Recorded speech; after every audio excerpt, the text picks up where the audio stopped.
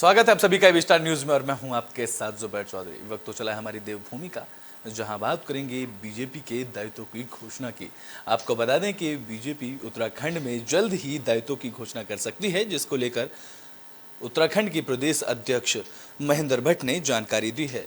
उत्तराखंड में बीजेपी के कार्यकर्ताओं का इंतजार अब कभी भी खत्म हो सकता है। बता दें कि बीजेपी के प्रदेश अध्यक्ष महेंद्र भट्ट के मुताबिक 1 से 2 दिन के अंदर ही कभी भी दायित्वों की घोषणा हो सकती है।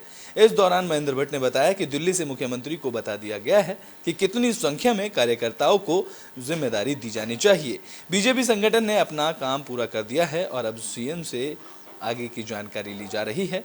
तो वहीं सीएम को दायित्वों की जानकारी खुद अब पुष्कर सिंह धामी बताएंगे कि उत्तराखंड में बीजेपी के कार्यकर्ताओं को कब दायित्व दिया जाएगा। यार बाइट तो मुख्यमंत्री की लो ना, तो मुख्यमंत्री जब 2 बार कुछ दिया हमारा हो गया ना, हमारी तरफ से चला गया। अच्छा, दिल्ली चला गया, दिल्ली से उन तक सूचना भी आ गई होगी कितनी संख्या में करना, और दिल्ली ही तय कर गया। यार बाइट तो मुख्यमंत्री की लो ना, तो मुख्यमंत्री जब 2 बार कुछ दिया हमारा। इस के साथ साथ उत्तराखंड में राहुल गांधी की सदस्यता जाने के बाद कांग्रेस का विरोध प्रदर्शन देखने को मिल रहा है। इस दौरान पूर्व मुख्यमंत्री हरीश रावत गांधी पार्क में कार्यकर्ताओं के साथ सत्याग्रह में शामिल हुए। कांग्रेस नेता राहुल गांधी के संसद सदस्यता समाप्त होने पर पूरे देश में कांग्रेस इसका विरोध कर रहे हैं, जहां उत्तराखंड कांग्रेस ने सत्याग्रह के जरिए अपना विरोध जताया है। बता दें कि देहरादून के गांधी पार्क में महात्मा गांधी की प्रतिमा के पास पूर्व मुख्यमंत्री हरीश रावत, कांग्रेस के पूर्व प्रदेश अध्यक्ष प्रीतम सिंह सहित तमाम कांग्रेसी नेताओं ने बीजेपी के केंद्र सरकार की बुद्धि शुद्धि के लिए सत्याग्रह किया। पूर्व मुख्यमंत्री हरीश रावत ने कहा कि यह षड्यंत्र के तहत इस भावना से सरकार ने यह काम किया है और विपक्ष को पूरी तरह से समाप्त करने का काम केंद्र सरकार की तरफ से किया जा रहा है। उन्होंने आगे कहा कि केंद्र सरकार पूरी तरह से निरंकुश हो गई है। पूर्व प्रदेश अध्यक्ष प्रीतम सिंह ने इस दौरान कहा कि वह पूरे देश के अंदर आमजनों को कांग्रेस के अंदर इस बात को लेकर आक्रोश है। उन्होंने कहा कि केंद्र सरकार की बुद्धि शुद्धि के लिए हम यहाँ पर सत्याग्रह कर रहे हैं और लगातार राहुल गांधी की सदस्यता समाप्त होने के बाद जन जन तक इनकी आवाज को पहुंचा रहे हैं। सत्ता के दुराग्रहों के खिलाफ, सत्ता के अहंकार के खिलाफ, सत्ता के जिस तरीके से संविधान की और लोकतांत्रिक मर्यादाओं की अवहेलना की जा रही है, एक षड्यंत्रपूर्ण तरीके से विपक्ष को समाप्त करने की साजिश की जा रही है। ये सत्याग्रह गांधी जी ने हमको रास्ता दिखाया और इसी सत्याग्रह के माध्यम से दुनिया के सबसे बड़ा दुराग्रही अंग्रेज को जो है उन्होंने नीचा देखने के लिए मजबूर किया। तो हम इस सत्याग्रह के माध्यम से जो आज की सत्ता में दिल्ली में बैठे हुए दुराग्रही लोग हैं उनको रास्ता दिखाना चाहते हैं, उनसे कहना चाहते हैं सत्यमेव जयते, गांधी गांधी जिंदाबाद।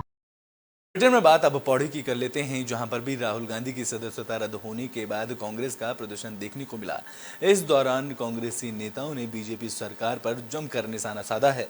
बता दें कि पौड़ी के मंडल मुख्यालय पौड़ी पहुंचे पूर्व नेता प्रतिपक्ष प्रीतम सिंह और पूर्व लोकसभा प्रत्याशी मनीष खंडूरी के साथ साथ कांग्रेसी नेता अनुग्रह गोसाई रावत ने कांग्रेस के पूर्व राष्ट्रीय अध्यक्ष राहुल गांधी की संसद की सदस्यता रद्द किए जाने पर अपने बयान दिए। उन्होंने कहा कि केंद्र सरकार ने राहुल गांधी की सदस्यता रद्द कर लोकतंत्र की हत्या की है। कांग्रेसी नेताओं ने आगे कहा कि जिससे कांग्रेस और आमजन में आक्रोश देखने को मिल रहा है और ऐसा होना स्वाभाविक भी है। कांग्रेस नेता ने कहा कि लगातार इस संघर्ष को कांग्रेसी कार्यकर्ता जारी रखेंगे। उन्होंने बताया कि भारत जोड़ो यात्रा में राहुल गांधी की एक छवि उभर कर आई थी, जिससे बीजेपी घबरा गई है। इसलिए केंद्र सरकार के इशारों पर राहुल गांधी की सदस्यता समाप्त की गई है, जिसको लेकर पूरे देश में प्रदर्शन देखने को मिल रहा है। वहीं दूसरी ओर पूर्व सीएम ओम प्रकाश जगुराना ने कहा कि कांग्रेस के पूर्व राष्ट्रीय अध्यक्ष राहुल गांधी के खिलाफ कोर्ट ने फैसला दिया है। राहुल गांधी राष्ट्रीय स्तर के नेता हैं। उन्होंने सीधे तौर पर कहा कि उन्हें अपने बयानों को संभल कर देना चाहिए। इस दौरान कांग्रेस के पुतला दहन कार्यक्रम का भी इन्होंने विरोध जताया। इस दौरान उन्होंने कहा कि ऐसे विरोधों से प्रदूषण होता है, इस तरह के कार्यक्रम नहीं होने चाहिए। विरोध जताने के और भी तरीके हो सकते हैं। तो बता दें कि जिस तरीके से राहुल गांधी की सदस्यता जाने के बाद कांग्रेस और बीजेपी नेता आमने सामने आ गए हैं। एक तरफ पौड़ी में कांग्रेस के नेताओं ने प्रदर्शन किया, पुतला दहन किया और बीजेपी की केंद्र सरकार पर जमकर निशाना साधा, तो वहीं प्रदेश सरकार की नाकामियों को गिनाया, जिसके बाद बीजेपी नेता का भी बयान सामने आया। उन्होंने कहा कि इस तरह के विरोध प्रदर्शन जताना सही नहीं है और विरोध प्रदर्शन जताते वक्त आगजनी का इस्तेमाल करना भी सही नहीं है, इससे प्रदूषण फैलता है। उन्होंने आगे कहा कि कांग्रेस नेताओं को इस तरीके के प्रदर्शन ध्यान से देना चाहिए जिस तरीके से लोगों को किसी बात का नुकसान ना हो। इस तरीके के बयान के बाद लगातार कांग्रेस नेता और बीजेपी नेता आमने सामने आ गए हैं। देखिए, अगर आप देखेंगे, मैं सोचती हूँ कि भारत की लोकतांत्रिक व्यवस्था पर आज ये एक बहुत बड़ा क्वेश्चन मार्क है। और अगर हम राजनीतिक दृष्टिकोण से भी देखते हैं तो ऐसा शायद पहली बार ही देखने को मिला है कि विपक्ष की आवाज़ को हर तरीके से दबाने की कोशिश की जा रही है। और अगर हम सिर्फ बयानों की बात करें तो ऐसे बहुत से किस्से हैं। अभी आपने देखा भी, रेणुका जी ने भी इस बात को कहा है कि किस तरीके से भारतीय जनता पार्टी के लोगों ने उनको भी अपशब्द कहे। और ये राजनीतिक बयानों पर अगर जेल करा दी जाए या सदस्यता खत्म कर दी जाए तो भारतीय जनता पार्टी के तो बहुत से नेता होंगे जिनकी सदस्यता खत्म हो जाएगी। रही राहुल गांधी जी की सदस्य का समाप्त होना, तो वो एक कोर्ट का मामला है। कोर्ट में किसी ने रेड लगाई थी। अभद्रता जो मान्य मोदी समुदाय के लिए बोला गया होगा, तो किसी उन्हीं बीच समुदाय के किसी व्यक्ति ने रेड लगाई थी। तो वो मामला कोर्ट का है। कोर्ट का अपना निर्णय होता है, अपने नियम होते हैं, कानून होते हैं। और जहाँ पे पुतला दहन और ये जगह जगह आंदोलनकारी जो बने हुए हैं आज अपने कांग्रेस के कार्यकर्ता, ये अपने नेता के प्रति एक भावना के तहत करते हैं, एक नेचुरल वो भी है ये।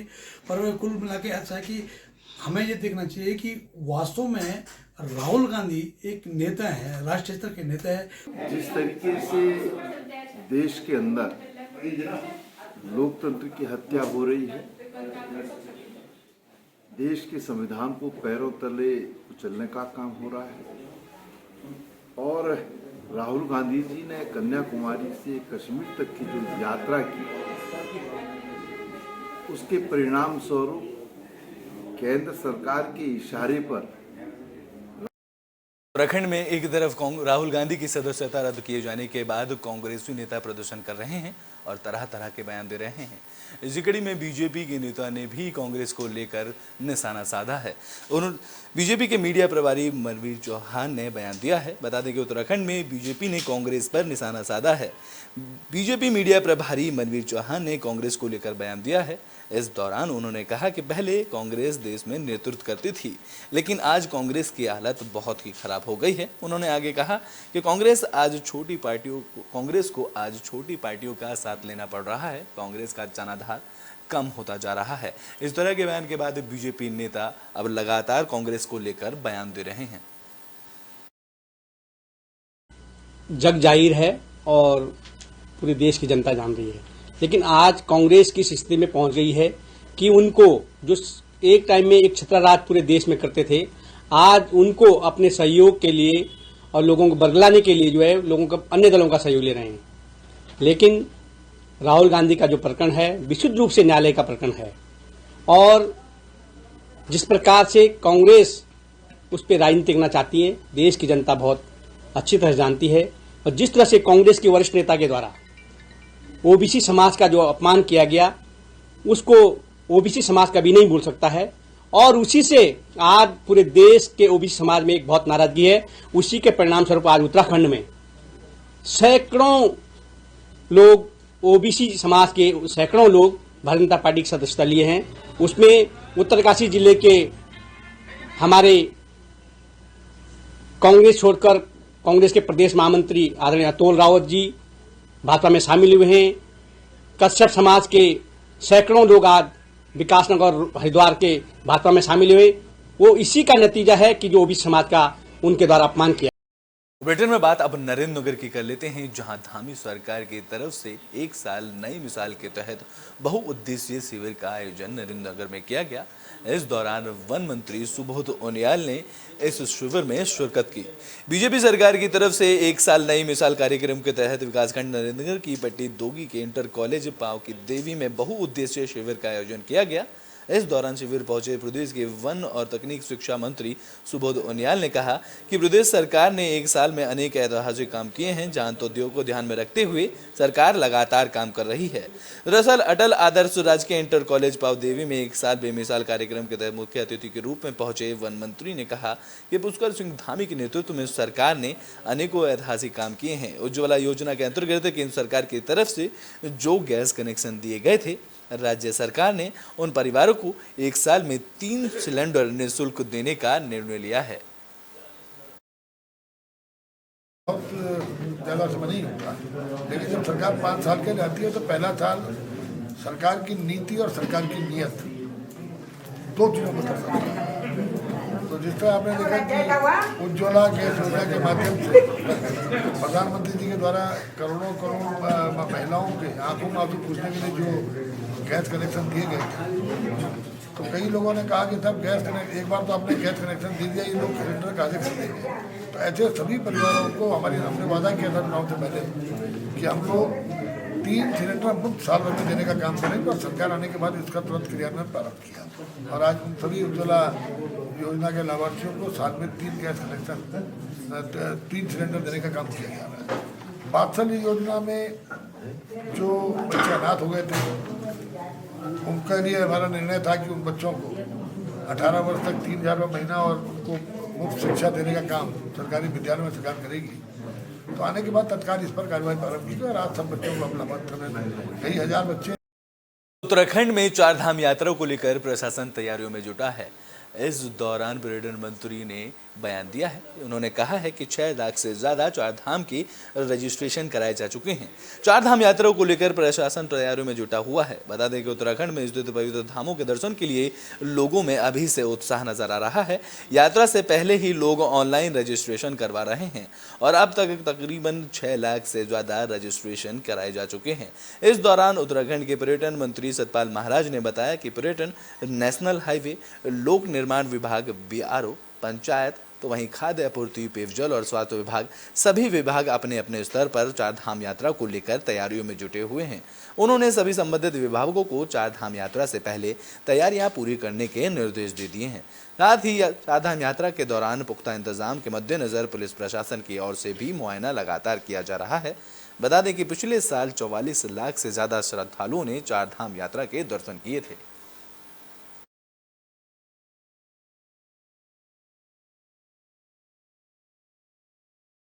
ब्रिटेन में बात पौड़ी की कर लेते हैं, जहां छात्र संगठन उद्घाटन को लेकर कांग्रेसी नेता कॉलेज पहुंचे।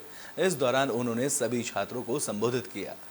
पौड़ी के जिला मुख्यालय स्थित BRP परिसर में छात्र संघ उद्घाटन समारोह का आयोजन किया गया, जिसमें मुख्य अतिथि के रूप में पूर्व नेता प्रतिपक्ष प्रीतम सिंह और युवा कांग्रेस नेता नृत्य गोसाई पहुंची, जहां इस दौरान कांग्रेसी नेता वरिष्ठ नेता मनीष खंडूरी भी मौजूद रहे। इस दौरान प्रीतम सिंह ने कहा कि आज कॉलेज परिसर में पहुंचकर उनको अपने कॉलेज की याद आ गई। उन्होंने आगे कहा कि यह कॉलेज परिसर ही है जो आने वाले समय में देश की राजनीति की रूपरेखा तैयार करता है।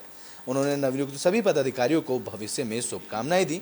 तो वहीं कांग्रेसी नेता अनुकृति गोसाई ने कहा कि यह उनका सौभाग्य है कि आज छात्र संघ उद्घाटन समारोह में उनके छात्र संघ की तरफ से बुलाया गया है। उन्होंने कहा कि उनकी राजनीति की शुरुआत भी कॉलेज से ही हुई थी। उन्होंने बताया कि वे उम्मीद करती हैं कि जो भी पदाधिकारी जीतकर आगे गए हैं वह कॉलेज के हितों के लिए काम करेंगे। देखिए, सबसे पहले तो मैं जो पूरा हमारा छात्र संघ का पैनल यहाँ पर जीता है, सभी छात्रों को बहुत शुभकामनाएं, बहुत बधाई दे रही हूँ। और मैं जानती भी हूँ और महसूस भी करती हूँ इस बात को कि उत्तराखंड का जो भविष्य है, उत्तराखंड का भविष्य लिखने वाले उत्तराखंड के युवा होने वाले। और शुभकामनाएं इसलिए भी दे रही हूँ कि हमारे ये जो छात्र हैं, जो NSY से जीते हैं, ABVP से जीते हैं, जो छात्र संघ आज यहाँ पर बना है, ये आगे चल के ज़रूर हमारे जिले का प्रतिनिधित्व करेंगे, हमारे प्रदेश का प्रतिनिधित्व करेंगे। ऐसी शुभकामनाएं मैं आज उन्हें दे रही हूँ और उम्मीद करती हूँ कि उत्तराखंड को आगे बढ़ाने में जो प्रत्यक्ष योगदान एक युवा और युवा शक्ति को देना है, वो अवश्य रूप से देंगे। देखिए, आज छात्र संघ कार्यक्रम यहाँ पर आयोजित किया गया है और मुझे भी उसमें शिरकत करने का अवसर मिला है, तो यहाँ आकर के बहुत अच्छा लगा। और स्वाभाविक बात है कि अपने कॉलेज के जो हमारे दिन थे वो याद आ जाते हैं। मैं अपने जितने भी छात्र संघ के पदाधिकारी चुने गए हैं उनको बहुत बहुत शुभकामनाएं देता हूं और उनसे ये अपेक्षा करता हूं कि छात्र संघ के हमारे तमाम साथी विश्वविद्यालय को आगे बढ़ाने में अपना पूर्ण सहयोग दें। तो उत्तराखंड में साइबर अपराध की घटनाओं को लेकर पुलिस प्रशासन अलर्ट मोड पर है, जिसको लेकर DGP ने जानकारी दी है। उत्तराखंड में पुलिस साइबर अपराध की घटनाओं को लेकर अलर्ट मोड पर आ गई है, जहां प्रदेश में लगातार बढ़ रही साइबर अपराध की घटनाओं को लेकर पुलिस महानिदेशक अशोक कुमार ने बयान दिया है। इस दौरान डीजीपी ने बताया कि उत्तराखंड पुलिस साइबर थानों को आधुनिक बनाएगी, जिसको लेकर साइबर थानों में स्पेशल कमांडो की तैनाती भी की जाएगी। उन्होंने आगे कहा कि साइबर थानों में 100 कमांडो की जल्द ही तैनाती की जाएगी। देखिए, साइबर क्राइम की बढ़ती हुई चुनौती को देखते हुए हमने जो हमारे 2 साइबर थाने हैं, एक देहरादून में, एक पंतनगर में, वो तो एफिशिएंटली काम कर रहे हैं, किंतु जिलों के जो साइबर सेल हैं उनकी एफिशिएंसी को बढ़ाने की आवश्यकता महसूस की गई। तो हमने 100 लोगों को पिछले 4 चरणों में एसटीएफ द्वारा ट्रेनिंग दिलाई है, जिसमें कांस्टेबल से लेकर CO रैंक तक के लोग हैं, जिससे कि वो हमारे जिलों की साइबर क्राइम को हैंडल करने की कैपेसिटी बढ़े। ठीक है। और भविष्य में हमने एक निर्णय और लिया है कि जो भी साइबर क्राइम को सोल्व करेंगे उनको हम जो बेस्ट होगा महीने का उसको साइबर कमांडो की ऐसे संज्ञा देंगे। ठीक है, जिले में भी और स्टेट लेवल पे। तो ऐसे लगभग 100 साइबर कमांडो तैयार करेंगे पूरे स्टेट में, जिससे कि उनको मोटिवेशन भी हो और जिससे वो हम साइबर क्राइम पे जो है शिकंजा कस सकें।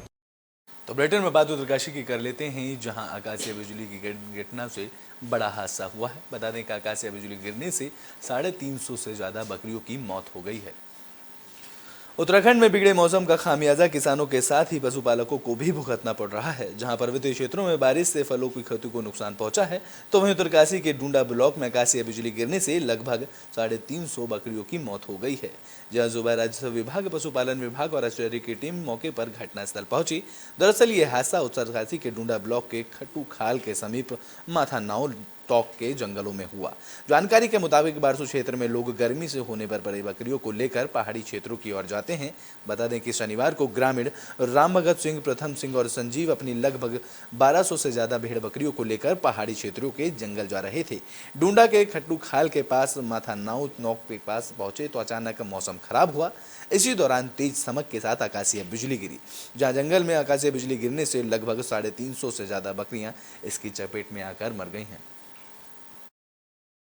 आज रात को बहुत बड़ी बिजली गिरने से मेरे गांव के मेरे भतीजे संदीप रावत और द्वारे के प्रथम सिंह रावत जी की बकरियों में बिजली गिरी, जिससे 300 बकरियां और 50-55 उनके छोटे बच्चे बिजली के जद में आ गए, जिससे जो है मेरे पशुपालक गांव का जो बहुत ही बड़ा पशुपालक है उनको बहुत बड़ा नुकसान हुआ है। इसके लिए मैंने जिलाधिकारी महोदय से और अपने आपदा प्रबंधन से और पशुपालन विभाग से रात को मैंने बात की थी, जिसमें जो है जिलाधिकारी महोदय के द्वारा पूरा आश्वासन दिया गया कि मैं समस्त टीमों के साथ जो है सुबह वहां पर रवानगी करूंगा और वास्तविक जो वहां पर घटना हुई उसके लिए जो है मैं प्रयास करूंगा।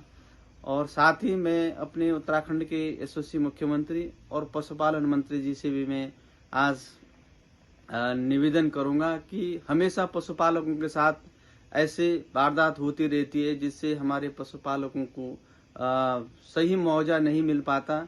जो कठिनाइयां और जो पशु उनके जो है ऐसे बिजली के गिरने से जो है नुकसान होता है, इसके लिए मैं आज पशुपालक मंत्री जी से भी मुख्यमंत्री। बुलेटिन के आखिरी में बात कर लेते हैं उत्तराखंड के मौसम की, जहां पिछले हफ्ते से लगातार हो रही बारिश से तापमान में गिरावट देखने को मिली है। उत्तराखंड में बीते 1 हफ्ते से चल रही बारिश और बर्फबारी की वजह से जाते हुई ठंड लौट आई है। बता दें कि मौसम विभाग की रिपोर्ट के मुताबिक इस बारिश और बर्फबारी की वजह से तापमान में 10 से 15 डिग्री तक की गिरावट दर्ज की गई है। तो वहीं मौसम विभाग ने पहाड़ में बीते 24 घंटे में कई बार बर्फबारी की आशंका जताई है, जहां मैदानी इलाकों में ओलावृष्टि और बारिश होने की आशंका जताई जा रही है। मौसम विभाग की रिपोर्ट के मुताबिक केदारनाथ में बीते 48 घंटे से बर्फबारी हो रही है, जिससे लोगों को काफी परेशानियों का सामना करना पड़ रहा है। खासतौर पर केदारनाथ मंदिर पूरी तरह से बर्फ की चादर से ढक चुका है, क्योंकि अगले महीने 4 धाम यात्रा होनी है। इसलिए प्रशासन की ओर से केदारनाथ धाम मंदिर और सड़क में बर्फ हटाने का काम शुरू किया गया है।